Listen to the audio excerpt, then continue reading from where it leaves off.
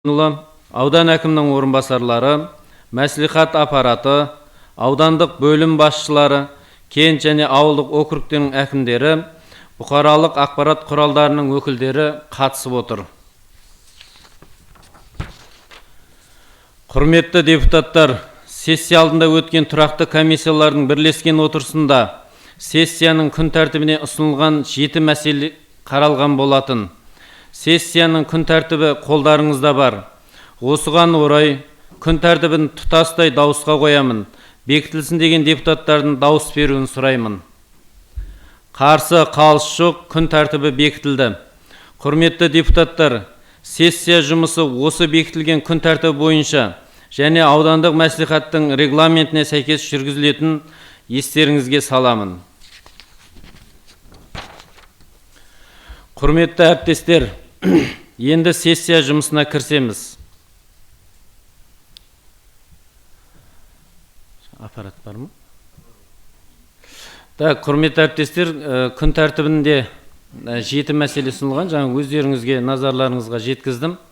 Соны енді реттілігіне кішкене өзгеріс ендіріп, 5-ші мәселе бар.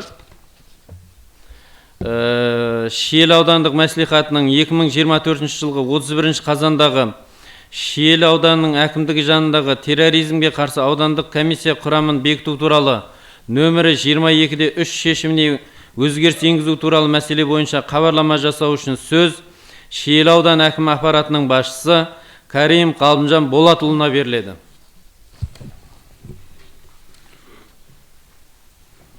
Құрметті Мұрат Өскенбайұлы. Құрметті төраға, кеше бұл мәселені тұрақты комиссияда қарадық. Дауыс беруге жіберсек болады ма? Құрметті депутаттар, бұл мәселеде сессия алдында өткен тұрақты комиссиялардың бірлескен отырысында қаралды. Хабарлама жасаудың қажеттілігі бар ма? Шешім жоба сіздерге алдын ала таратылып берілген. Шешім осы жоба негізінде қабылдасын деген депутаттардың дауыс беруін сұраймын. Қарсы қалыс жоқ, шешім қабылданды.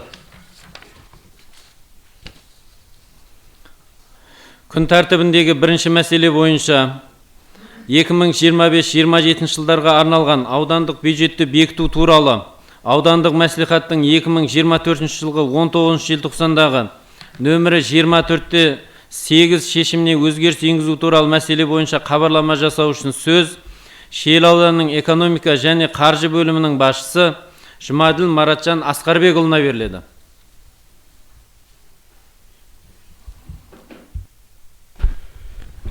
Саламатсыздар ма, құрметті Айтбай Нәсіреддинұлы, құрметті мәслихат төрағасы, құрметті депутаттар. Қазақстан Республикасының бюджет кодексінің 109 бабының 1-5 тармағына сәйкес аудан бюджетіне өзгерістер енгізілуде. Облыстық бюджеттен 991 миллион 802 мың теңге нысаналы трансферттер есебінен шегерілуде.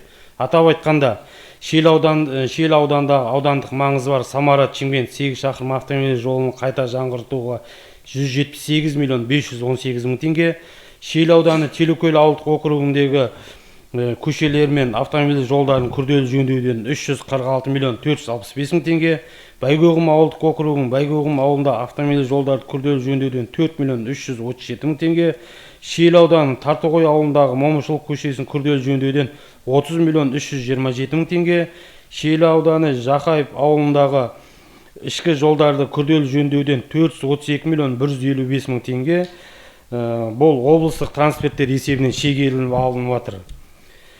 Аудандық бюджеттен жыл басындағы бос қалдық 991 миллион 802 мың теңгені бюджеттік бағдарламаларға қайта бағытталуда. Атап айтқанда, Шиелі ауданындағы аудандық маңызы бар Самара-Шымкент 8 шақырым автомобиль жолдарын қайта жаңғыртуға 178 миллион 518 мың теңге, Шиелі ауданы Телекөл ауылдық округіндегі көшелер мен автомобиль жолдарын күрделі жөндеуге 225 миллион 188 мың теңге, Шиелі ауданы Алғабас елді мекеніндегі көшелерді автомобиль жолдарын күрделі жөндеуге 123 миллион 108 мың 800 теңге, Байгоғым ауыл округіндегі Байгоғым ауылындағы автомобиль жолдарды күрделі жөндеуге 3 миллион 176 мың 200 теңге, Шиелі ауданы Тартоғай ауылындағы Момышұлы көшесінде күрделі жөндеуге 29 миллион 656 мың теңге. Шиелі ауданы Ыбырай Жақаев ауылындағы ішкі жолдарды күрделі жөндеуден 432 миллион 155 мың теңге. Бос қалдықтардың есебіндегі қаржыларды осы аталған ауылдық округтерге бағытталып отыр. Бюджеттік бағдарлама әкімшілерінен аудандық бюджеттен қаралған қаржыларды шегерілуде. Атап айтқанда, аудан әкім аппаратынан күрделі шығыстарынан 15 миллион теңге, мәдениет және тілдер дамыту бөлімінен тарихи мәдени ескерткіштерді құжаттарды рәсімдеуден 13 миллион 12 мың теңге, экономика және қаржы бөлімінен әлеуметтік қолдау көрсету жөнінде іс-шаралардан 967 миллион 95 мың теңге, Шиелі кентіндегі Яссауи мен Әбдікәрім көшелеріндегі автомобиль жолын қайта жаңғырту жұмыстарынан 280 миллион теңге, барлығы 1 миллиард 275 миллион 107 мың теңге шегерілуде. Сонымен қатар, жыл соңында қаржылық есептілік бойынша анықталған дебиторлық берешек 441 мың 800 теңге шегерілуде. Атап айтсақ, мәслихат аппаратынан аппарат шығындарынан 8 мың 400 теңге, аудан әкім аппаратынан 11 мың 800 теңге, тұрғын үй коммуналдық шаруашылық, көлік және автомобиль жолдар бөлімінен аппарат шығындарынан 1000 теңге, экономика қаржы бөлімінен аппарат шығындарынан 27 мың 500 теңге, кәсіпкерлік бөлімінен аппарат шығындарынан 60 мың 500 теңге, жұмыспен қамту және әлеуметтік бағдарламалар бөлімінен аппарат шығындарынан 500 теңге, мәдениет және тілдер дамыту бөлімінен 146 мың 500 теңге, қоғамдық даму бөлімінен аппарат шығындарынан 133 мың 700 теңге, құрылыс сәулет және қала құрылыс бөлімінен аппарат шығындарынан 51 мың 900 теңге. Барлығы 1 миллиард 275 миллион 548 мың 800 теңгені шегеріліп, төмендегі бюджет бағдарлама әкімшілеріне қайта бағытталуда. Атап айтқанда, аудан әкім аппарат шығындарынан 3 миллион 716 мың теңге, мемлекет қызметшілер біліктілігін арттыру және қайта даярлау курсына 6 миллион 95 мың теңге, жалпыға бірдей әскери қызметтегі атқару шеңберіндегі іс-шараларға 1 миллион 33 мың теңге, мемлекеттік органдағы күрделі шығыстарға 24 миллион 920 мың теңге, барлығы 35 миллион 764 мың теңге бағытталуда. Құрылыс сәулет және қала құрылыс бөлімінен аппарат шығындарынан 17 миллион 194 мың теңге, трансформатор сатып алуға 9 миллион 500 мың теңге, мемлекеттік орган күрделі шығыстарына 2 миллион теңге. Көкшоқы, Шұғыла, Ақорда тұрғын үйлерді су мен электр жарығы, газ тарту желілерін, жер учаскелерін жерге орналастыру актісін дайындау қызметіне 2 миллион 815 мың теңге. Шиелі кентіндегі көшелерге инфрақұрылым жүргізуге 43 миллион 630 мың теңге. Береке, Мөлтек ауданында тартылатын газ құбыры мен орамшылық газ тарту желілерін салуға 10 миллион теңге. Шиелі кентіндегі шығыс аймақтарын инфрақұрылым жүргізуге 59 миллион 584 мың теңге. Шиелі ауданы Жүлек ауылы Қожабеков нөмір 99 мекенжайда орналасқан спорт кешенінің құрылысына 2000 теңге. Шиелі кенті Абай көшесіндегі нөмір 28 үйде орналасқан спорт кешенінің күрделі жөндеуге 2000 теңге. Барлығы 144 миллион 727 мың теңге құрылыс бөлімінде бағытталуда. Тұрғын үй коммуналдық шаруашылық жолаушылар көлігі және автомобильдер жолдар бөліміне аппарат шығындарына 1 миллион 781 мың теңге. Алмалы ауылдық округіндегі зиратты торлы қоршау орнату жұмыстарына 2000 теңге. Шиелі кенті көшелерді бағдаршамдарды орнатуға 16 миллион 485 мың теңге. Самара-Чиңмент автомобиль жолының жұмыстарына материалдық сапасын сараптау қызметіне 5 миллион 618 мың теңге. Самара-Чиңмент автомобиль жолындағы R12 каналының көпірі мен Тәуелсіздік көшесінің аяғындағы К4 коллекторындағы көпірді күрделі жөндеу жобасын сараптамадан өткізуде 4 миллион 630 мың теңге. Қоғалы ауылдық округі Тұрсынбай Датқа ауылындағы мал шаруашылықтарын сумен қамту мақсатында су ұңғымаларын бұрғылау жұмыстарына 21 миллион 126 мың теңге. Майлытоғай елді мекеніне су көтерме мұнарасын сатып алуға 6 миллион 900 мың теңге. Шиелі Ақмая автомобиль жолының бойында көпірдің тұсында 2 дана жасанды жол кедергісін орнатуға 636 мың теңге. Шиелі кентіндегі Тоқтыбаев нөмірі 1, 2, 3, 4, 5 және Әл-Фараби нөмірі 41-43 көшелерінде орналасқан көп қабатты тұрғын үйлердің техникалық жағдайын тексеруге 1 миллион 960 мың теңге. Елді мекендерде жол қозғалысының қауіпсіздігін қамтамасыз етуге 4 миллион 795 мың теңге. Шиелі кентіндегі тұрғын үйлерді қасбетін ағымдағы жөндеу жұмыстарына 33 миллион 763 мың теңге. Автомобиль жолдарын жұмысын істеуін қамтамасыз етуге 1 миллион 412 мың теңге. Шиелі кенті Самара Чимент тас жолы бойындағы түнгі жарық бағаналарын орнатуға 33 миллион теңге. Мемлекеттік органның күрделі шығыстарына 400 мың теңге. Самара Чимент трассының бойында паспорт орнату жұмыстары бойынша 2 жобаға 4 мың теңге. Барлығы 132 миллион 612 мың теңге тұрғын үй бөліміне бағытталуда. Мәдениет және тілдер дамыту бөліміне мәдениет үйінің мәдениет іс-шарасын өткізуге 6 миллион 150 мың теңге. Орталықтандырған кітапханаға бір штатын ұстап тұруға еңбек ақысына 1 миллион 581 мың теңге. Барлығы 7 миллион 731 мың теңге. Қоғамдық даму бөліміне жемқорлыққа қарсы мәдениетті қалыптастыруға бағытталған іс-шаралар кешеніне жобасына 2 миллион 200 мың теңге. Дене тәрбиесі, спорт және туризм бөліміне аппарат шығындарына 871 мың теңге. Ұлттық және бұқаралық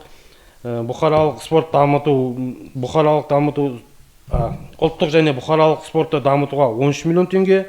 Аудандық деңгейдегі спорт жарыстарын өткізуге 2 миллион теңге. Әртүрлі спорт түрлері бойынша облыстық спорт жарыстарына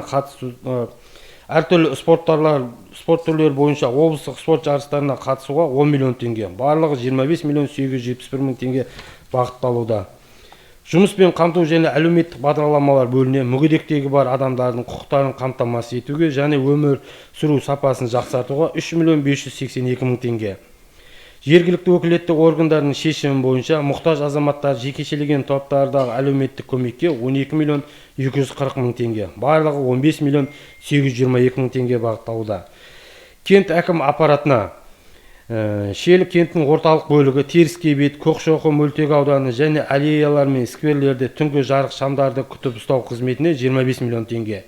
Шиелі кентінің орталық бөлігі Теріскей бет, Көкшоқы мөлтек ауданы елді мекендегі санитарлық қамтамасыз етуге 60 миллион теңге. Шиелі кенті Тәуелсіздік көшесінің бойындағы жарық бағаналар дюралайт шамдарды орнату жұмыстарына 18 миллион 973 мың теңге. Әбдікәрім көшесі бойындағы жасыл желекті қоршаулауды ауыстыру жұмыстарына 17 миллион 697 мың теңге. Жасыл желектерді суғаруға арналған ұңғыма қазу жұмыстарына 17 миллион 544 мың теңге. Руханият орталығы ғимараты алдында орналасқан жасыл желек қоршауларын ағымдағы жөндеу жұмыстарына 17 миллион 592 мың теңге. Руханият орталығы ғимараты алдында жаяу жүргіншілер жолын орнату жұмыстарына 17 миллион 584 мың теңге. Шиелі кенті Яссауи көшесінің бойында қоршауларды жөндеу жұмыстарына 17 миллион 464 мың теңге. Палымбет көшесінің бойында жаяу жүргіншілер жолын орнатуға 14 миллион 182 мың теңге. Шиелі кенті Әбдікәрім көшесі бойында демалыс орны мен су бұрқақ орнату жұмыстарына 118 миллион 538 мың теңге. Шиелі кенті спортшылар ардагерлеріне арналған стенді орнату жұмыстарына 9 миллион 990 мың теңге. Шиелі кенті Есенов көшесінің абаттандыру мақсатында қораларды орнатуға 14 миллион 134 мың теңге. Шиелі кенті көшелерді билборд тұғырларын орнату жұмыстарына 10 миллион 252 мың теңге. Шиелі кентіндегі орналасқан билборд тұғырлары мен баннерді жасап шығару және орнату жұмыстарына 18 миллион теңге. Шиелі кентінде орналасқан лед экранды су бұрқақтарды күтіп ұстау жұмыстарына 10 миллион теңге. Шиелі кентіндегі Сейфуллин көшесінің бойында абаттандыру жұмыстарында 17 миллион 689 мың теңге. Шиелі кентінде арықтарды тазалау жұмыстарына 6 миллион 31 мың теңге. Шиелі кентіндегі 178 дана көше атаулары белгілерін орнату жұмыстарына 6 миллион 698 мың теңге. Шиелі кенті Дәулеткерей көшесінің бойындағы аллея орнату жұмыстарына 60 миллион теңге. Шиелі кенті Байтұрсынов, Жақаев, Қилысын көшелерінің бойында абаттандыру жұмыстарына 18 миллион 620 мың теңге. Қызметтік автокөлік сатып алуға 17 миллион теңге. Шиелі кентіне көктем, жаз, күз мезгілдеріне көркейту көгалдандыру жұмыстарына түрлі түсті бояулар сатып алуға 10 миллион теңге. Қызметтік тұрғын үйге құрал жабдықтар сатып алуға 700 мың теңге. Шөп шабуға арналған құрылғылар сатып алуға 700 мың теңге. Шиелі кенті Береке мөлтек ауданында көшелерді орташа жөндеу жұмыстарына 17 миллион 625 мың теңге. Шиелі кенті абаттандыру мақсатында Шиелі кентінде көшелерді 2 дана сағат орнатуға 2 мың теңге. Жайлыбаев, Смайыл көшелеріне күрделі жөндеу жұмыстарына 100 миллион теңге. Шиелі кенті ішілік жолдарды жай жөндеу жұмыстарына 15 миллион теңге. Шиелі кентіндегі Жүрген көшесінің бойындағы халық серуендейтін еңбекшілер паркі демалыс орнын ашуға 83 миллион 461 мың 800 теңге.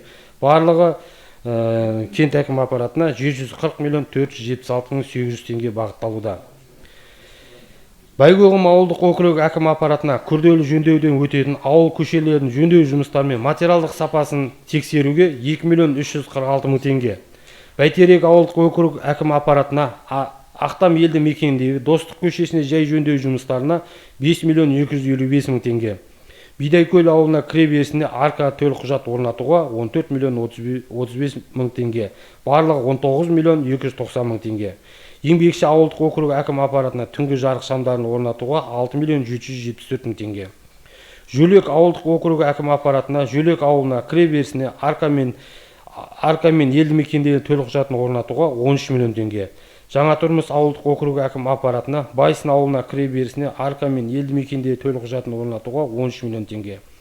Үйіркөл ауылдық округі әкім аппаратына Жансейіт елді мекеніне кіреберісіне көше жарығын орнатуға 8 миллион 798 мың теңге. Жансейіт ауылына кіреберісіне жасыл екпелерге арналған қоршалау орнатуға 2 мың теңге. Күрделі жөндеуден өтетін ауыл көшелерінің жөндеу жұмыстары мен материалдық сапасын тексеруге 8 миллион 600 мың теңге. Барлығы 17 миллион 400 мың теңге бағытталуда. Керделі ауылдық округі әкім аппаратына Қарлығаш бөбекжай балабақшасының қорасын жаңалауға 13 миллион 95 мың теңге. Қоғалы ауылдық округі әкім аппаратына Тұрсынбай Датқа елді мекеніндегі жастар саябағын салуға 31 миллион 221 мың теңге. Майлытоғай ауылдық округі әкім аппаратына түнгі жарық шамдарын орнатуға 969 мың теңге. Султөбе ауылдық округі әкім аппаратына 1 мамыр елді мекенінде кіреберісіне арка орнатуға 9 миллион 104 мың теңге. Жаназар Батыр тағзым аллеясын орнатуға 2 мың теңге. Барлығы 9 миллион 706 мың теңге. Тартоғай ауылдық округі әкім аппаратына түнгі жарық шамдарды орнатуға 19 миллион 936 мың теңге. Күрделі жөндеуден өтетін ауыл көшелерінің жөндеу жұмыстары мен материалдық сапасын тексеруге 377 мың теңге. Барлығы 26 миллион 171 мың теңге. Талаптан ауылдық округі әкім аппаратына тұрғын жайды жабдықталған контейнерлер сатып алуға 5 миллион теңге. Жандайып көшесіне жай жөндеуден өткізуге 13 миллион 803 мың теңге. Барлығы 18 миллион 803 мың теңге. Төлөкөл ауылдық округі әкім аппаратына күрделі жөндеуден өтетін ауыл көшелерінің жөндеу жұмыстары мен материалдық сапасын тексеруге 4 миллион 428 мың теңге. Сонымен қатар ішінара өзгерістер енгізуге экономика және қаржы бөлімінен әлеуметтік қолдау көрсету жөнінде іс-шаралардан 2 миллион 70 мың теңгені шегеріп, мемлекеттік орган күрделі шығыстарын ауыстыруға. Тұрғын үй коммуналдық шаруашылығы жолаушылар көлігі және автомобильдер жолдар бөліміне Шел ауданы Жеделарық ауылдағы электрмен жабдықтау желінің реконструкциялау жобасы бойынша қаржының қаралмауына байланысты келісім шартты тоқтатуға және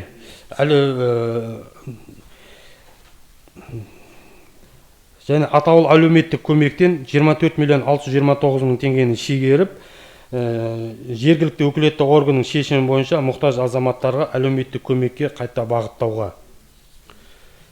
Баяндама аяқталды. Зейін қойып тыңдағандарыңызға рахмет. Құрметті депутаттар, хабарламашыға сұрақтарыңыз бар ма?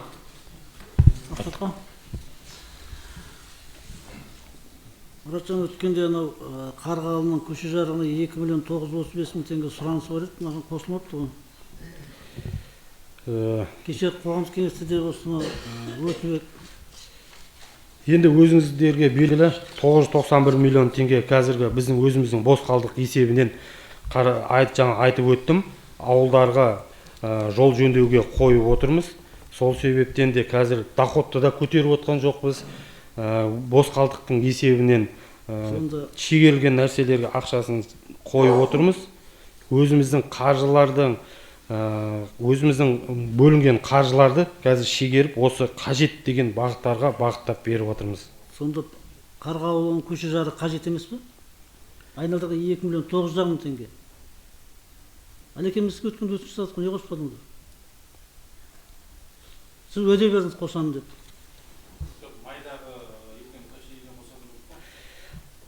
Алдағы уақытта доходты көтерген кезде сұранысыңыз қаралатын болады бюджеттік комиссия отырысында.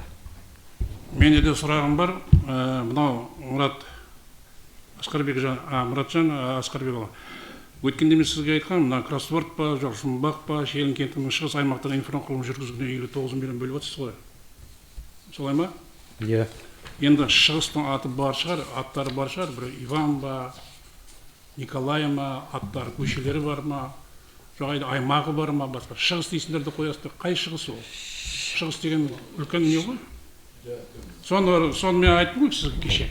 Осыны анықтап беріңіз дедім. Шығыс аймақ деген қай жер ол өзі? Ереке ма, басқа ма? Тұра тұрыңыз, мен жауап берейін. Жалпы. Мен сұрақ қойып отырмын ғой.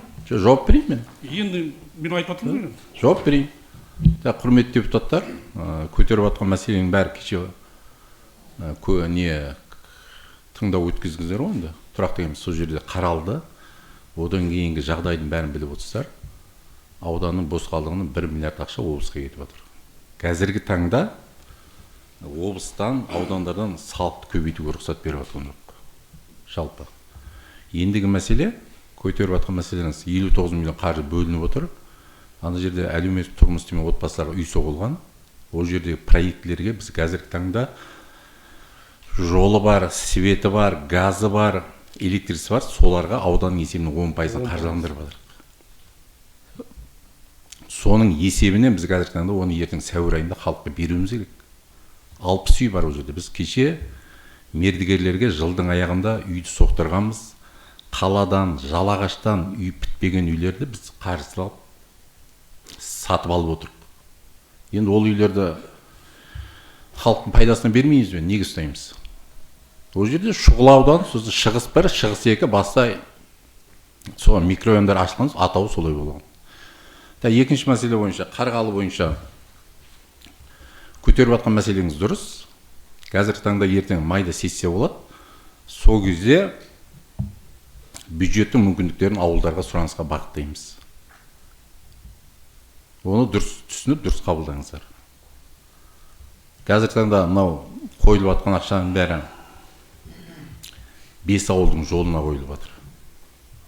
Ауыл ел бесігімен келген ақшалар қойылып жатыр. Одан кейін мынау Телкөлде жоба өзгеріп жатыр. 450 миллионға проект дайындалған. Енді айтуға рұқсат етіңіздер. Жолдың жөнделетін 6,5 километр общий проекті. Оны өткенде ауданы комиссия құрып өзгерттіріп жатырмыз. Себебі бүкіл Телкөлдің бұрынғы асфальттарында ішіне кіргізіп жіберген. Сөйтіп ол жерде біз 2 километр жолдың ақшасын үнемдеп Алғабасқа қойып жатыр. 123 миллион. Сөйтіп барып оның сараптамасын қайтадан шығарып жатыр. Проектін қайтадан жасатып жатыр. Ертең халық айтады ғой бізге, мына дайын жол тұр, асфальт тұр. Неге оны? Жаңа бұзуымыз керек те жалпы. Сол себепті оны сондай мәселелер болып жатыр. Біз енді ауданға келген қаржыны тиімді пайдаланып, ауылдардың мәселесін шешейік, басқа мәселелер. Мына арка мәселесі бойынша көтеріліп жатқан, айтылып жатқан мәселенің барлығы дұрыс. Қазіргі таңда Батыс Еуропа Батыс Қытай жолының бойын көрсеңіздер, Шиелі ауданында жалпы халықтың несі безендіру бар, түнгі жарық шамдарын ұстау бар, ол жөнінде қойып отыр 1 мамырға. Одан кейін мынау сұраныстарға байланысты қойып жатыр. Алдағы уақытта қазір Алмалы мен Бестамда осы мәселені көтеріп жүр халық. Бұл жерде басқа ауылдарға қойылады, неге біздің ауылға істеп бермейсіз деген талап қойып жатыр. Оны біліп жүрсіз, былтырда 2 ауыл, 3 ауылға қойғанбыз. Жаназар Батыр, Ортақшыл, Алғабасқа қойғанбыз. Батыс Еуропа Батыс Қытай жолының бойында арканың эскизі барлығы бірдей болады. Ол аркалар 8 арка қойылған, 2020 жылы сол кезде 8 миллионнан қойылған. Қазір бағаны, құрылысын жалпы несін білесіздер, сол себепті осындай жұмыстар. Мен болайын бірге. Сосын Досболдатқа мәселесі Маратжан. Не болып отыр? 9 миллион жарық қойып еді ғой. Сұраныс берілді, осы уақытқа дейін әлі. Жаңа ғана аудан әкімі түсіндіріп өтті. бізге келесі сессияда қаралатын болады олардың бәрі. мамыр айында ма? Мамыр айында аудандық бюджетте көтерілген кезде қаралатын болады ұсыныстардың барлығы. Сосын мына Қоғалы ауыл округінің әкімі бар ма? Мына сіздер жолдарыңыз бәрі, жарықтарыңыз бәрі түгел ме өзі? Иә. Мен айтып айтайын деп жатқанда жастар саябағына 31 миллион қойыпты сіздерге. Уже ісін бастап қойды ма не? Жоқ, сіздерде басқа проблема жоқ па не? Олда?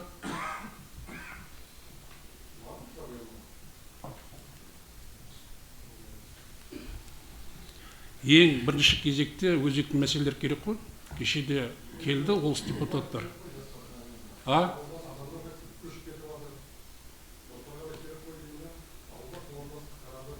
Енді жастар саябағын соқсындар не, сонда қала ма? Негізі Қоғалыға былай мониторинг жасап қараған кезде де 3 жылдың көлемінде Қоғалыға қаржы бөлінген жоқ.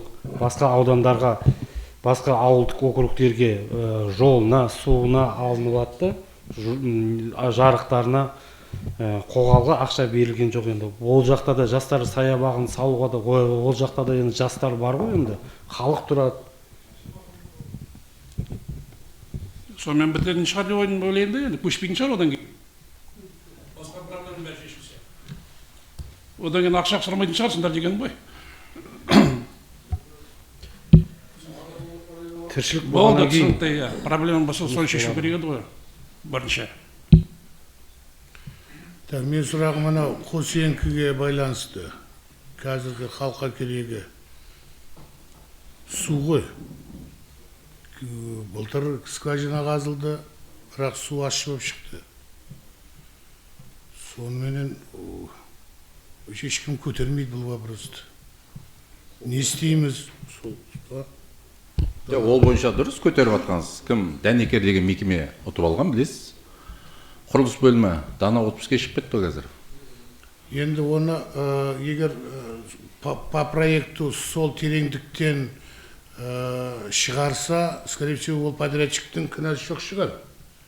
Бұл жерде почему-то бәрібір ащы су шығып кетті. Оны енді су жағын зерттеу керек шығар, сосын басқа жолдарын қарастыру керек қой, су керек қой. Жалпы көтеріп жатқан мәселе дұрыс. Өйткені мердігер жұмысын аяқтап ол кетіп қалған. Одан кейін былтырғы жыл біз ноябрь айында 2 рет алып келдік мердігерді. 24 сөйтіп басына да алып бардық. Ол қазір мердігердің талабы біз проектін жасап бердік дейді. Біз жасап бердік дейді. Біз лабораторияда алып бардық. Бірақ енді қазір кім Мажит қой. Значит, геология дұрыс жүрмеген. Мажит қазір таңда өткенде келіскенде уәдесін берген, бір күн жылыса мен өзім барып көрейінші деп отыр. Енді елдің азаматы ғой. Сөйтіп өзім барып көрейін, сосын бір шешімге келейік деген неміз бар, мәмінеміз. Бұл жөнінде. Енді сол қалып қоймасын күн жылысын оны. Түсінікті қабылданады. Менде сұрақ бар еді, Кабрин. Мына экономика және қаржы бөлімінің әлеуметтік қолдау көрсету жөнінде іс-шарадан 967 миллион 95 теңге дейді. Яссауи Әбдікәрім көшесі 280 миллион дейді. Қандай әлеуметтік қолдау көрсетуді шегеріп жатсыздар? Ертең ол берілмей қалмай ма? Бір сұрақ. Бізде дипломмен ауылға бағдарламасы бойынша бар. Сол жөнінде сол бағдарламаларға қойылған қаржылар, оны сөйлесіп, басқармамызбен де сөйлесіп отыр. Июль-августтен басталады бізде. Бірақ ертең орнына қойылады. Орнына қойылады. Қаражат орнына келеді. Екінші мәселе жаңа Болат Өмірәліұлы айтып отқандай, жаңа қаржыны тиімді пайдалану керек қой. Енді ол жерде мысалы Қоғалы ауылдық болса, жастар саябағынан гөрі басқа да проблемалар жетіп жатыр ғой. Кеше бір ұңғыманы түсінбей қалдым, мен самый издевающий не бассақ, оған әлі насос қою керек екен, электричество керек екен. 3 жаңағы ұңғыма не жатыр, ол өзі 21 миллион беріп отыр. Оған 44 миллион ба жаңа несі смета стоимости. Ол ақтайтын нәрсе ме, ақтамайтын нәрсе ме? Ол жерде ондай сол жерде мал бар ма, жоқ па? Одан бір отдача бола ма, болмай ма бұл халық? Егер халыққа скважина керек екен деп жайылымды суландыру мақсатында кету керек шығар деп ойлаймын мен. Басқа бағдарламамен да? Иә. Енді соны енді сонда тиімді жағын қарау керек шығар. Үшеу емес, бір скважина бір жерде жаңағы қалай пайдаланады екен, тиімді пайдаланады. Содан кейін сол тиімділігін көрсе, тағы да қоссақ, бірден үшеуін бермей дегендей. Енді сол себептен керек шығар халыққа енді. Сол жағын енді болашақта қаржы бөлген кезде жаңа тиімді, жаңа ана 31 миллион беріп жатыр, 17 ұтып алды. Қай кезде берілді ол ақша? Білем, декабрь айында оны газ орамдарын таратуға деп бір 30 миллион ақша бөлінген. Өткен сессияда. Ол жерде саябақ туралы әңгіме жоқ, өткен сессияның несінде қағазында. Кеше қарап шықтым қағазды. Сондықтан шамалы бір тиімді жағын ойластыру керек шығар деп ойлаймын да мен. Менің сұрағым бар еді, өткендегі Ақмая ауылының тұрғындарының мәселесі. 22-ші разъезден көпір соғу, шлюздың жанынан. Сосын екінші мәселе анау Шәкәрім көшесінде тротуар все-таки бола ма, болмай ма? Өте қиын сол жер. Шәкәрім көшесінде. Жалпы көтеріп жатқан мәселе бәрі орынды ғой. Жалпы кент бойынша ол жасырған іші 167 миллион теңгеге қазір тротуарлардың мердігері анықталып қойған. Жалпы да кенттің әкімі бар ма? Оның қазіргі таңда мердігер Ақтоған деген жауапкершілігі шектеулі серіктестік. Біз оның жұмысына қанағаттанбай ол жұмыстарды тоқтатып тұрдық. Жалпы. Одан кейін көтеріліп жатқан мәселеңіз кім? 22-ші бекеттің көпірін айтып жатсыз, өте орынды. Қоғамдық қабылдауға да келген, бірақ бұл жердегі мәселе ол республикалық деңгейде шешілетін мәселе. Қазір өткенде осы жерде ауылдың ардагерлері келгенде біз келіскенбіз, екі бетіне жол кедергісін қойып берейік әзірге. Содан кейін ол шүлөз ненің барлығы ватпоздың теңгерімдегі мәселелер. Сол себепті 600 мың теңге соған қойылып отыр. 636 мың теңге екі жағына кедергілер орнатылды. Шамалы жолға әйтеуір кедергі болсын, көпірдің екі бетіне қойылады. Сол жұмыстар. Жалпы болашағы бар мәселе бар деген бұл. Енді ол 5-6 жылда шешілетін мәселе емес. Өйткені үлкен мәселе ол жерде. Шындығын айту керек қой. Менде сұрақ бар еді, екі сұрақ. Бірінші сұрағым, аудан орталығы енді кенттің көркеюіне барлығымыз атсалысатынымыз белгілі. Сондықтан мен көріп отырғандағыдай бүкіл көп ақша 70%-ға менің шаққанда барлығы кентке кетіп жатыр.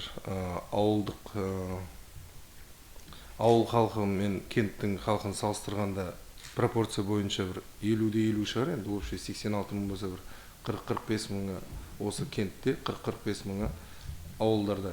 Сондықтан шамалы бір пропорцияны құрып алсақ, аудан орталығына кентке мынандай ақша бөлінеді, мысалы 60% или бюджеттің қалған 40-ын ауылға беріп отырайық деген сияқты. Или сондай бір нәрсе бар ма? Бұл бірінші сұрағым. Екінші, Талаптан ауылдық округінде 2024 жылы 10 көшеге сараптама жүргізілген екен, экспертизадан өтіп, рұқсатын алған екен, бірақ оған ақша бөлінбеген. Бір жыл өтті, енді 2 жыл қалды. Енді 2 жыл кетсе, ол сараптаманың ақшасы да кетіп кетеді, өздеріңіз білесіздер. Тағы сол бойы қалмай ма? Бірінші сұрағыңыз бойынша жауап берейік. Бізде Шел ауданында 86.100 халық бар. Оның қазіргі таңда халық санына бөлген кезде бізде қазір пропорционалдық ұстап отырмыз. Қазір бүгінгі осы сессияда басым көпшілігі қаржылардың барлығы ауылдық округқа бөлініп отыр. Кентте 745 миллион болатын болса, қалған ауылдық округтердің бәрін қосқанда 900 миллионның үстінде шығып тұр. Екінші сұрағыңыз бойынша дұрыс айтасыз, сараптаманың барлығы шығып тұр. Асқарбекұлы, сіз жаңылыстырмаңыз, ауыл жаңа жол істеп жатқан бюджетіңіз ол ауданның бюджеті емес қой ол. Ең қаяқтың бюджеті ол. Ауыл бесігі бойынша келген бюджет қой. Мен кеше есепті тағы айтам, сіз кеше ауылдар үшін 166 миллион ғана қойғансыз. Ал кент үшін 737 миллион қойғансыз. Мен тағы айтам ол. Мен бағана үндемей отырмын ба? Қараңызшы ана жерде 22 ауылдық округтың көздері жәутеңдеп отыр. Осы жерде не ақша аламыз ауылға деп? Не бірде бере ма бізге деп қарап отыр ана жер. Қанат Тасболатұлы, былай қылыңыз. Жалпы тұра тұрыңыздар, мен жауап берейін. Көтеріп жатқан мәселе бізге бүгін көтеріліп жатқан жоқ. Ол мәселе емес. Сіздердің алдарыңыздан бері танысықпыз. Сіздердің алдарыңыздағы 5-ші, 6-ші сол депутаттарында көтеріп жатқан мәселесі бірінші кезекте ауданның айнасы кент. Одан кейінгі мәселе сіздер көтеріп жатқан бір ауылда 1000 адам тұрады. 3000 адам тұрады, 5000 адам тұрады. О ауылдың мүмкіндігіне қаржы бөлінеді. Көтеріп жатқан мәселенің барлығымен біз таныспыз. Реттілігімен, мүмкіндігімен шешілетін мәселе. Құрметті депутаттар, енді мәселе толық қаралды, ұсыныс пікірлердің барлығы ескеріледі. Екінші сұрағыма жауап. Иә. Екінші сұрағыңыз бойынша қазіргі жолдар бойынша сараптама қорытындысы шықты. Барлық өткізді. Біздің тарапымыздан тұрғын үй бөлімі барлығын облыстық жолдар бөліміне берілді. Жолды сояқтан біз қаржылар күтіп отырмыз. Ол енді бізге өздеріңізде былай қарағанда халық қалаулылар депутатсыздар. Бізден басқа да жолдарыңыз болса, сіздер өздеріңізде алуларыңызға болады. Облысқа баруға, Астанаға баруға, сояқтан құжаттарды рәсімдеп алуға ешқандай кедергі жоқ. Жоқ, енді сол 10 көшенің бір хотя бы екеуіне ақша бөліп бола ма? 100 миллионның үстіндегі жобалардың бәрі облыстан қаржыландырады.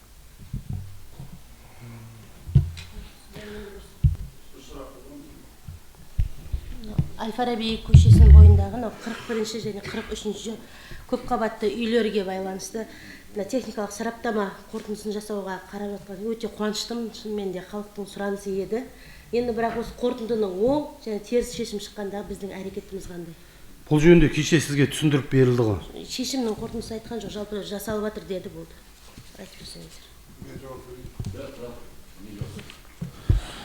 1,9 миллион теңге ақша қойылып отыр. Әл-Фарабидің мәселемен жақсы таныссыз. Осы жерге, сол жердегі 7 тұрғын көтерді, әлеуметтік желіге шығарды. Қазіргі таңда біз енді қарсы бөлініп отыр. Одан кейін мемлекеттік сатып алу заңына сәйкес конкурс беріледі. Конкурста оны кім ұтатынын заң біледі. Сосын соның не заключение береді, соған қарай жұмыс жасаймыз. Кейін ол 6 айдан кейін шыға ма, 1 жылдан кейін шыға ма, 3 айдан кейін шыға ма, оны. Так, сізге ешкім сұрақ қойған жоқ, тиіш отыр.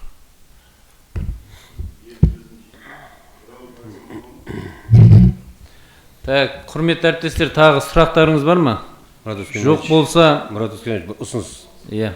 2024 жылы Маратжан Аскербекұлы сізге бір өтініш айтылып еді. Бірақ рет қана орындалып отыр. Бізге ақпаратты берген кезде мынау бюджеттік бағдарлама, бюджетіміз жыл басында, жыл ортасында өзгерту, жыл аяғында қорытындылауы бар. Соны бізге форматтарын өзгертіп, толыққанды беруіңізді сұралып еді. Ол бірақ рет қана орындалып отыр. Енді барлық нарада отырған қаржыға бәрі қатысы бар, қаржыгерлер де бар. Сондықтан қаржының барлық есебі Excel форматта жүреді. Біз өтініш айтқанбыз. Сол таблица өткені оған қарап отырып, біз анализ жасаймыз. Қай жаққа қалай бөліп салыстырмалы түрде көп нәрсені жасауға болады. Өздеріңіз білесіз, Word форматтармен ол жұмыс жүргізілмейді. Өздеріңіз білесіздер, барлық есептеріңізде бухгалтерияда ол Excel форматта жүреді. Бізге қорытынды таблицаларыңызды жасап беруіңізді өтініш айтылған. Екінші, жаңа әріптестерім айтып отыр ғой, бұл қай жер, қай көше, қай ауылдың несі деген кезде енді жылдық есеп болған, бюджет болғаннан кейін слайд түрінде жасап беруге болатын шығар ол нәрсені. Суретін қойып, не өзгеретін, қандай болатын. Жылдық бюджетті мен сіздерге слайд түрінде, таблица түрінде де полный ұсынылды. Қазіргі 90-да сол кезде өзіміздің неміз бойынша, жылдық бойынша полный бәрін айттым. Неяқта өзгерістер мен толықтырулар бойынша болғаннан кейін мен сіздерге қазір Word вариантында түсіріп беріп жатырмын. Енді табличный түрінде түсіру біздің бюджет кодексіне сәйкес, ЕБК-ға сәйкес, біз ЕБК бойынша жүреміз. Ондай нәрсе жасалып берілмейді сіздерге. Жоқ, біз ұсыныс беріп отырық қой. Сіздердің облысқа беретін отчеттарыңыз бір бөлек қой, оны біз сұрап отқан жоқпыз ғой. Жоқ, біз басқармаға қараңыз, сізді бюджет, сіз тыңдасаңызшы енді. Сізді бюджет дайындаған кезде, есептеріңіз дайындаған кезде бір отдел болып, бір күн емес қой дайындайтындарыңыз, дұрыс па? Бір ай дайындайсыңдар, 2 ай дайындайсыңдар. Енді мынарда депутаттар отырып 15 минуттың ішінде оның бәрін игеріп кету мүмкін емес қой. Мен сол үшін сұрап отырмын. Ақпарат бізге ашық болсын. Өйткені халық алдында жауап береміз. Біз тек қана жөлекте болып, бір жөлекке отырып қалатқан жоқ қой, депутатсың ба деп бізден ауданның көлеміндегі жасалып жатқан тіршіліктің бәрін бізден сұрайды. Сіз былтыр оған келіскенсіз, сіз бізге бергенсіз. Енді неге қазір бүгін басқаша сөйлеп тұрсыз? Мен былтыр жылдың басында. Тұра тұрыңыз. Айтпай Насреддин ол бізге енді өткен жолы өтініш айттық, ол жасалған тұғын. Жоқ, тыңдаңыз, құрметті депутаттар. Енді сіздерден біз ақпаратты құпия ұстау міндетіміз жоқ. Сіздерге беріліп жатқан бюджеттің барлығы сіздерге мүмкіндігінше 4 күн бұрын беріліп жатыр. Енді арасында ауыс-түйіс болуы мүмкін. Енді бұл жерде кеше тұрақты комиссияда қаралған мәселе, оның алдында сіздерге аптаның басында берілген, сол жерде нақты жазылып тұр ғой. Енді бұл азаматтарды сол бюджеттің заңдылығына байланысты сіздерге ұсынады. Енді ертең жылдың аяғында айтып отыр ғой, жылдың аяғында кеше бюджет бекіткенде атқарылған жұмыс бойынша бәрін талдап береді. Дұрыс қой енді. Былтыр бұл мәселені көтергенбіз, келіскенбіз, осырда өтініш болған кезде ол ұсыныс қолданылады деп айтылған. Сондықтан жылдың басында бір рет, жылдың аяғында бір рет болды ғой, ол үлкен жұмыс сұрап отқан жоқпыз ғой біз. Дұрыс қой енді, мен жылдың басындағысын сіздерге берілген жоқ, мен тағы айтып отырмын. Бізге берілген жоқ. Берілсе мен не қыламын? Табличный формамен жасап айтып шықтық қой. Енді берілсе берілді деп айтар едім ғой. Не алыңыздар? Былтырғы неңіз қайттан дайын болса тастаңыз қазір. Сессия біткеннен тастаңыз, танысып көрсін. Жақсы. Тағы бір сұрақ қалып қойыпты. Кім Маратжан? Анау жиделі жайлы мына жерде түсінбедік. Былтыр басталып еді жұмыс реконструкцияның. Қайсындай? Қалай? Қайсы дейсіз? Жиделі. Жиделге байланысты не тоқтатылып жатқан тұрғын үй коммуналдық шаруашылық көлігі және автомобиль жолдар бөлімінде жиделі ауылдық электр жабдықтың реконструкциясы бойынша 2000 теңге беріп, неге сатып алу өткізіп жасағамыз. Қазір Қазалыстрой сервис ұтып алып тұр. Ол қазіргі таңда қаржысы келмеуіне байланысты осы нені бұзып жатыр келісімшартты. Тағы да түсініксіз. Ол былтыр общий объемға общий объемы 250 миллионна жасап бердіңіздер жиделі бойынша. Жоқ, тұра тұрыңыз, мен жауап берейін. Реконструкция. Кім Марат, тұра тұр. Жалпы жедел бойынша көтеріліп жатқан мәселе дұрыс. Бұл жерде әңгімені ашып алу керек. Екі проекті оған. Біреу ішкі желілер, біреу сыртқы желілер. Дұрыс па? Қазіргі таңда былтыр ауыл ел бесігінің 50 миллион ақшасы келді. Ол жұмыс істеліп жатыр. Мына жұмыс екінші жұмыс. Сыртқы. Содан кейін біз бардық та бұл жерде бір ауылға неге екі проектте қаржы бөлу керек? Пока бір проекттің жұмысын бітіріп алайық. Алда уақытта қайттан көреміз. Ол ауылға келген қаржыны қазір 8 ауылдың проектісі дайын тұр. Басқа ауылға бағыттайық. Аудан бойынша электричествоның 68% желілеріміз тозығы жеткен. Енді бір ауылға, шағын ауылға екі проектіге қаржыландыруын күте тұр. Ішкісі бітеді ғой. Біреуін бітіреміз. Ол жұмыстар жүргізіліп жатыр. Ол жұмыстар жүріп жатыр. Бел бітіреміз. Ал алдына екінші жобаны қоя тұрамыз. Жақсы. Құрметті депутаттар. Ұсыныс болып тұрды. Иә. Құрметті әріптестер. Мына мәселенің бәрін кеше тұрақты комиссияда қаралдық қой. Ауданның бюджеттің мамандарды басқасы басымдықты келесі сессияда ауылдарға бөлеміз деген уәделер бар. Бұл жолы осымен дауысқа салайық. Осы теманы. Сосын келесі майдағы сессияда көреміз. Бүгін ауылдың мұқтажын қаржыны соған бөлетін қыламыз ғой, құдай қаласа. Осымен дауысқа салып жіберейік енді.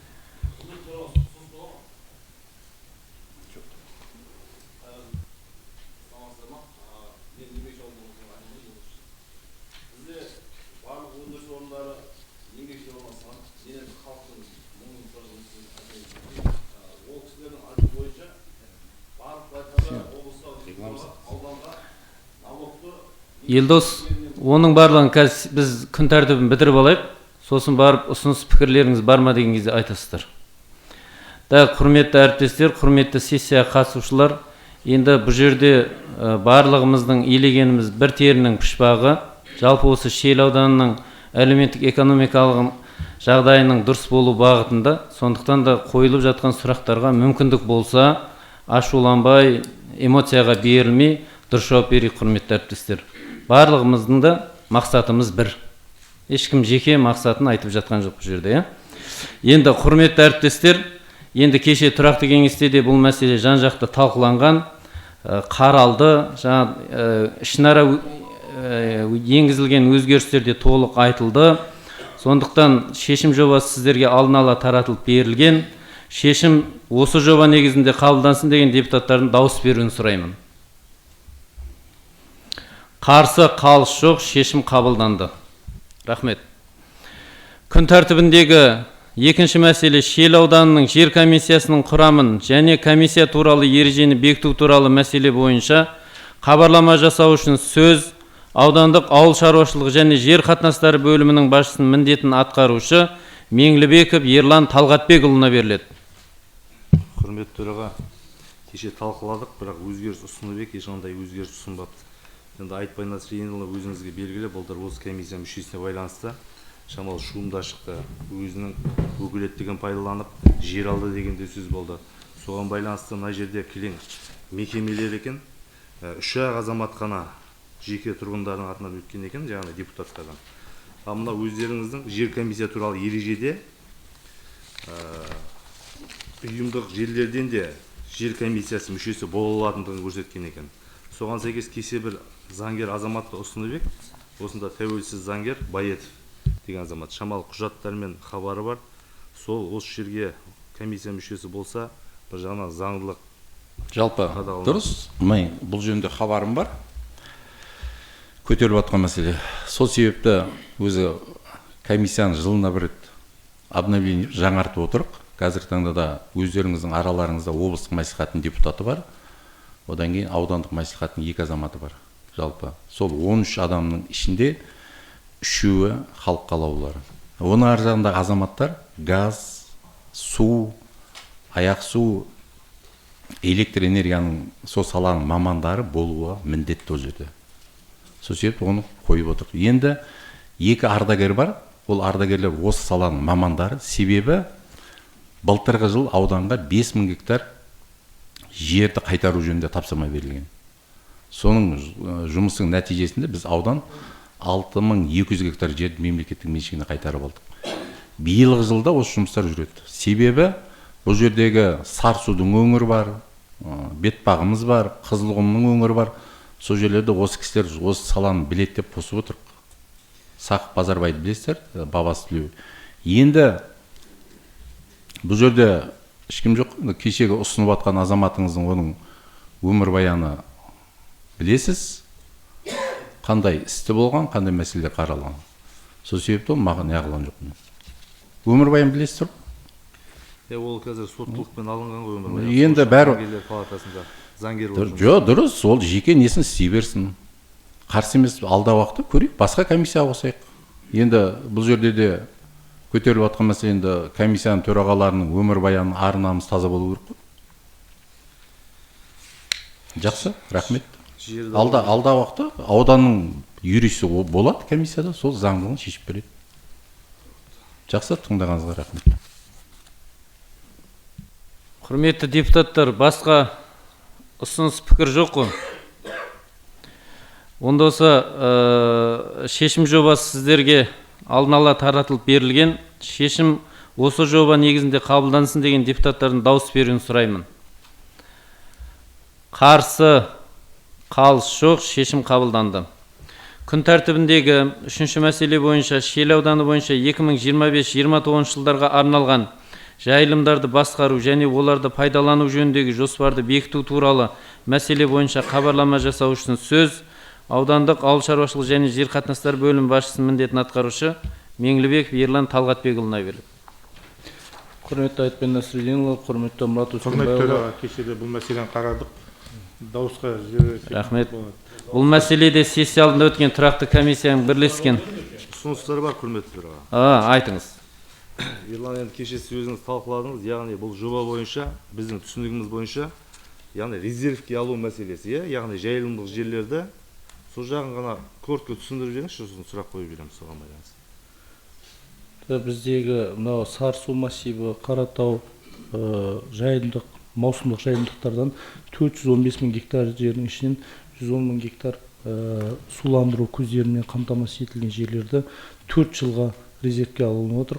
жайылымдар туралы заңға сәйкес бұл 2 жыл сайын бекітілетін нормативтік акті, бірақ дегенмен былтыр министрдің бұйрығына сәйкес өзгеріс еніп, енді 4 жылға бекітілген болып отыр.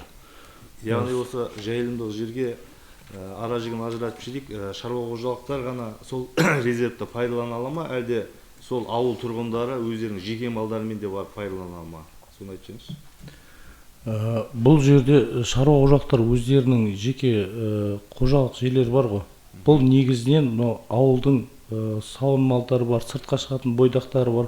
Соны ауыл әкімдерімен бірлесіп, мысалы ауыл әкімі Телкөл ауылдық округі болса, Телкөл ауылдық округінің бір малшысына сол бүкіл жинақтап береді ғой, сол жаққа шығару. Яғни пада есебінде сол жаққа шығару мәселесі бар. Иә, маусымдық пада есебінде. Бұны қойып отырған себебін ауылдық әкімдер деп отыр, әрі құлаққа ас болсын деген ой ғой. Сосын тағы осы мәселе жөнінде сізге бір ұсыныс келтіргім келіп отыр. Былтыр енді қазір білесіз, әр ауылдың айналасында келген шаруа қожалықтар өзінің егістік жерін, болмаса егіндік жерлерін бәрін қоршалап алған. Оны өзіңіз білесіз. Ал енді қоршалаудың 2 тәртібі болып тұр. Біреуі қазып тастау, екіншісі сыммен қоршалау. Сыммен қоршалау заңды да, ал қазып тастау енді заңсыз екенін білесіз. Өткен жолы Төңкеріс ауылының бір азаматының қазып тастаған жеріне бір азаматтың малы түсіп кетіп, ақыр соңында ақшасын беріп құтылды. Енді сізден өтініш осы бүкіл шаруа қожалықтарға өзіңіз тарапынан ұсыныс келтіріп, алдағы уақытта сол заңсыз қазып тастаған жерлерге өз еркімен қалпына келтірмеген жағдайда әкімшілік кодексте тұр, 1000 айлық есептік көрсеткіш, яғни 3-4 миллионға дейін айыппұл салатындығын. Соны ескертумен жолдасаңыз, сол кезде ауыл тұрғындарының малдары сол шаруа қожалықтың жерінде емін-еркін жайылуға мүмкіндік болар еді. Осы ұсынысым. Ұсынысыңыз орынды, қабылданды. Егістік жерлерде енді кеше талқыланды ғой бұл. Қазу енді биіктетіп қазу ол сброс Сбросқа дауым жоқ. Жайылым тастап қора есебінде пайдаланып жатқан. Жайылымдар бойынша түсінікті алдағы уақытта ескерту таратамыз. Сонымен қоса әкімшілік кодекстің есінде қосып береміз. Түсінікті. Практикада бар енді. Басқа сұрақ жоқ. Так. Құрметті әріптестер, құрметті сессияға қатысушылар, барлықтарыңыздың назарларыңызға бір нәрсені салғым келеді. Кеше Алмат Әбдуәзизұлы тұрақты кеңеске қатысып, осы қаралған мәселенің барлығы тұрақты кеңесте жан-жақты талқыланды. Кейбір басшылар дұрыс дайындалмай келіп, жауап толық ала алмағаннан кейін осы сессияны өстіп ұзартып жатқан жайымыз бар. Сондықтан барлықтарыңыздың назарларыңызға алдағы уақытта тұрақты сессияға материал ұсынған қай мекеме болсын, қай бөлім болсын, жан-жақты толық дайындалып келсе, осының барлығы тұрақты кеңесте талқыланып, сессияда нүктесі қойылатын еді. Енді мынау сессияда талқылап отырмыз. Ерлан, бұл сізге де қатысты. Қалғанда кісілер бар, енді ат жөндерін айтпай қояйық. Сондықтан алдағы уақытта үлкен дайындықпен, жан-жақты талдамамен келулеріңізді сұраймын. Құрметті депутаттар, шешім жобасы сіздерге алдын ала таратылып берілген. Шешім осы жоба негізінде қабылдансын деген депутаттардың дауыс беруін сұраймын. Қарсы, қалыс жоқ, шешім қабылданды. Күн тәртібіндегі 4-ші мәселе бойынша Шиелі ауданының қоғамдық кеңесінің қалыптастырылған құрамын және Шиелі ауданының қоғамдық кеңесіне резерв бекіту туралы мәселе бойынша хабарлама жасау үшін сөз Шиелі ауданындағы қоғамдық кеңесті қалыптастыру жөніндегі жұмысшы тобының жетекшісі Ермағанбетов Садыққа беріледі.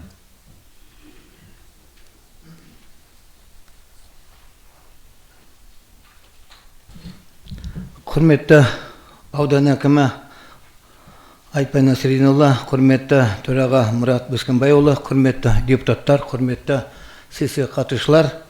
Аудандық мәслихаттың төрағасы Мұрат Бескенбайұлының 2025 жылғы 8 қаңтардағы нөмір 5-1/2 өкіммен Шиелі ауданындағы қоғамдық кеңесі қалыптастыру жөніндегі жұмыс тобы құрылған болатын. Осы жұмыс тобының атқарған жұмыстары жайлы хабарлап өтейін.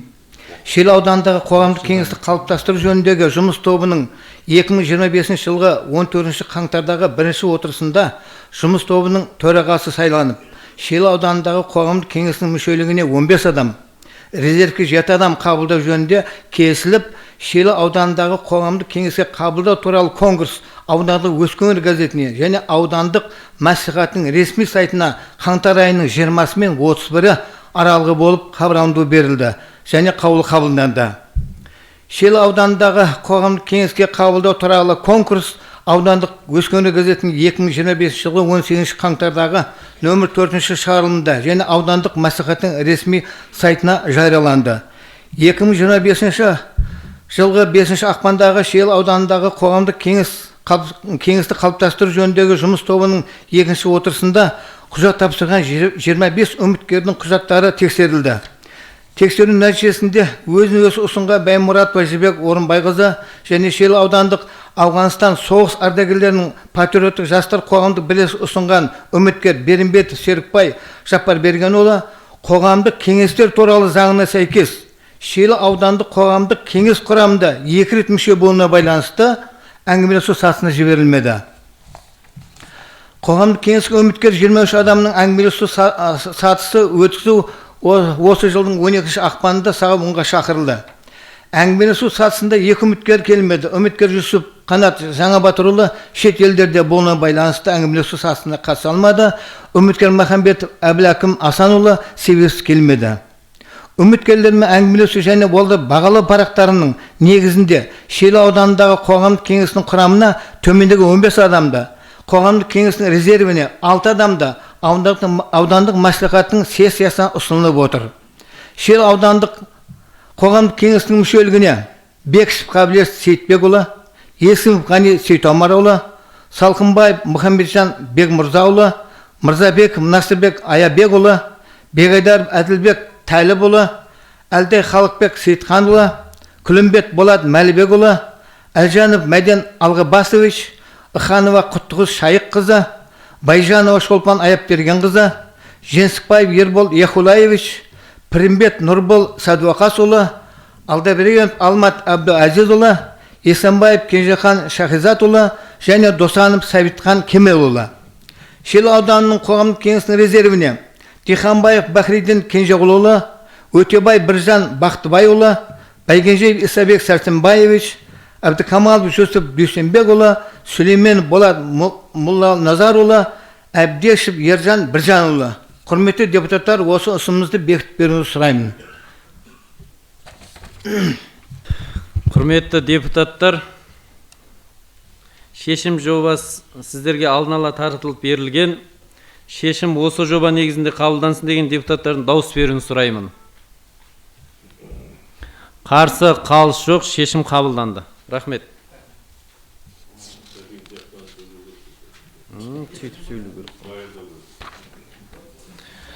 Күн тәртібіндегі 6-шы мәселе бойынша Шел ауданының мәслихат аппараты мемлекеттік мекемесінің штат саны мен құрылымын бекіту туралы мәселе бойынша хабарлама жасауды өзіме қалдырамын.